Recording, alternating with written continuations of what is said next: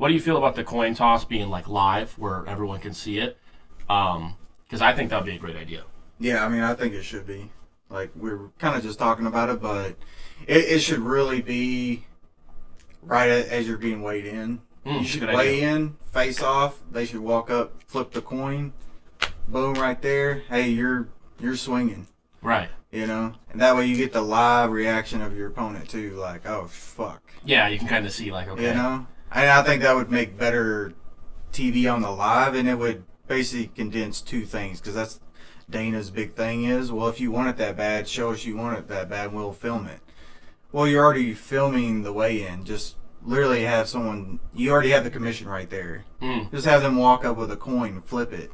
Yeah, lands on the floor. Brice slaps first, or Zakir slaps first, and you move next fight. You know, it's not like it doesn't have to be a big mystery. I feel like it doesn't. It doesn't, and it would silence a lot of the, oh, you're letting him go first, right? Because you know what's going to happen if that guy goes first. I don't understand with companies like why they do stuff like behind closed doors, especially a coin flip, where it's like, bro, if you think this guy's this good and you want him to win the coin toss, if he can't take one shot. Yeah. He's gonna lose a coin toss at some point. Like let's say even for Brice, he wins every coin toss through his career. It's like someone's gonna be like, "There's something going on here." Yeah. You know what I mean? So I don't understand that either. I think they just add like what's the word, controversy when they don't do it live, because it's like, bro, just flip the coin. They weighed in. They both made weight. Flip. Brice, you're slapping first. Yeah. Okay, let's move on. Dan, you're kind of in the same boat as that. Yeah, I think I would not like to go, hey Brice, we did the coin toss in our own time. You lost it. What the get the fuck out of here! You FaceTime me next time you do that fucking coin flop. Right, because you're not even involved in it at all, right? Yeah, no. Oh, so yeah, you just basically, like Danny said, you're just hoping that they're just honest about it. So who decides whose heads, whose tails, who calls, who's what? So whatever corner you get placed in, they have a coin that's got the red corner and the blue corner. Okay. So after they decide which corner you're in, and they flip it, whatever it lands and they just literally, which it was kind of explained that they flip it multiple times, and then out of the odds, they let that one go. Best 3 out of 5. But the thing is, like, you could just keep flipping, you know? Yeah. Like, because they don't tell you how many times. They could be like, well, on this guy, we're going to go 3 times. On this one, we're going to go 10 times and see, you know, it could be anything. So... Yeah, I got to figure that out. Yeah, it's better just to flip it. That's like a massive deal in this right in front of everybody's eyes. First, you know? What I don't like as well is, like, I would have thought, so... Correct me if I'm wrong. If you go first, then the other guy goes, and then you go, and then the other guy goes. I would have thought it went like, if Eric got to go first, and then I get to go again. Does that make sense? You're talking like college football overtime. Exactly. Because it's like, so you get to slap me, daze me, rock me, and then when I'm kind of dazed, rock, slap you, and you're like, all right, that wasn't his best because I got him pretty good. Now I get to go again. Well, that's the point of the toss, because whoever goes first, you have the huge advantage. That's what I'm saying. So like, I think going 2 in a row, like... It's like an 80% advantage. Right. I go first. Right. What Danny's saying is, let's say like in your match, Zakir slaps first, you slap second, then you slap third. For the second round, you get to slap first.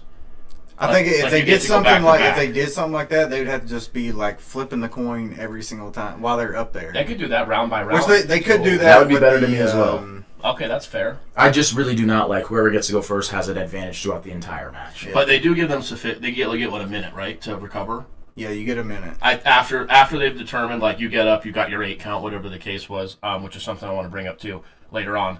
Once you get up, you're recovered. You get a minute before you get to slap, which I never thought of that till he said that. But you also, the advantage of going second is, one, if you're nervous or you're having any kind of, that shit will knock right off of you. You'll be like, it locks you in. No more nerves. This guy just cracked me. I better walk up there and knock this dude out.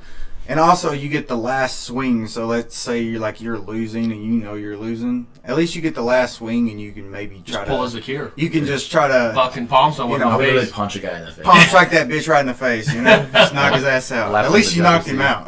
Right. It's hard to be nervous when you're shaking on the floor, shit in your pants. Yeah. I would say that brings another conversation into it, because they could do. Now that we've talked about it, I think a coin flip each round. I think you walk out. And you say, this is Brice Jones. I'm just using this example from the last fight. This is Zakir. Flip. Brice, you slap first in round 1. We get through round 1. Boom. Brice, you slap first in round 2. And it's like, okay, like this couldn't be. I just don't understand, like I said, with sports and organizations, why is it behind? It's a coin flip. Why are we doing this behind closed doors? Because people have clearly asked this question of, well, is there something going on that you don't want us to see? And then also for the fighters, for me, I'd be like, that's like in the UFC being like, oh, he gets a 10-second advantage to be on offense where you can't punch. And it's like, well, I would like to know how that came about. I don't want you just telling me that that's the case. But like I said, I think the most fair way to do it, even after the coin flip, would be Eric goes first because he won it, then me again, then Eric again, then me. That's how a 3-round fight should go.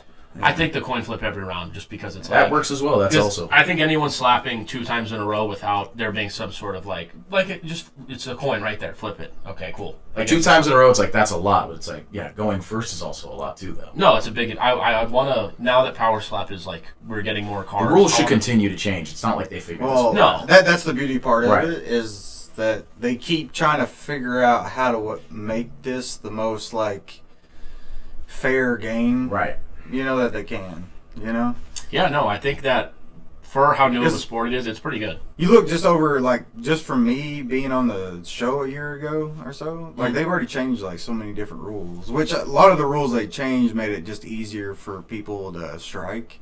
Like with the heel lift, they make that you can lift your heel as long as it's not egregious where you're standing on top of your toe, like that kind of. Whereas before, if you just lifted it, that's a foul. Right. Any sort of lift. I noticed they said that about a few slappers in Power Slap 13. They were like, you can see that they're using that heel being able to come off the floor. Yeah. And this was before supposed to be like a foul. I think you can. I'm going to get into it when I get into 13. It's pretty straightforward. Like there's, I'm going to see in my notes, but there's one guy. I don't know if you remember his name right off the top, Billy. It was Anthony Blackburn. That kid's form. Oh yeah. If I was everybody, I would try to watch his form and follow that because he seems like he gets he's fully lengthed out when he slaps you. He hits clean every time, and it's almost the same spot, which the defender has to also play a part in that because you don't move really when you get slapped. So if your defender's twitching or turning a little bit, the person who's getting slapped, that can affect your form also. So it does go both ways, but his form was fantastic. Yeah, he does have a crazy style, and I've tried to mimic it. I've took a little bit of how he's swinging, but I can't do. Some of that's just his body mechanics. That's what I was going to say. He's able to just bend himself all the way back, which you're getting so much momentum from your legs and your core to come forward. And as he's smacking, he can just put so much force into that.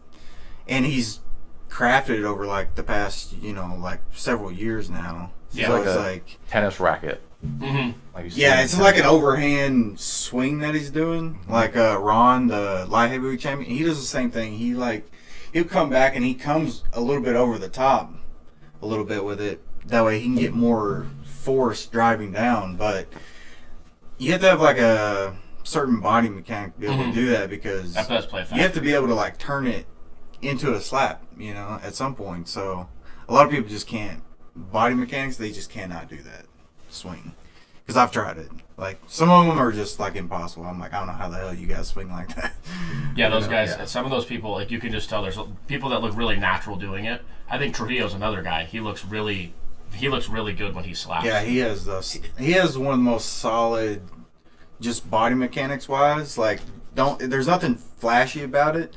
He's just really figured out how to use his whole body and just be able to get it all in there. Yeah.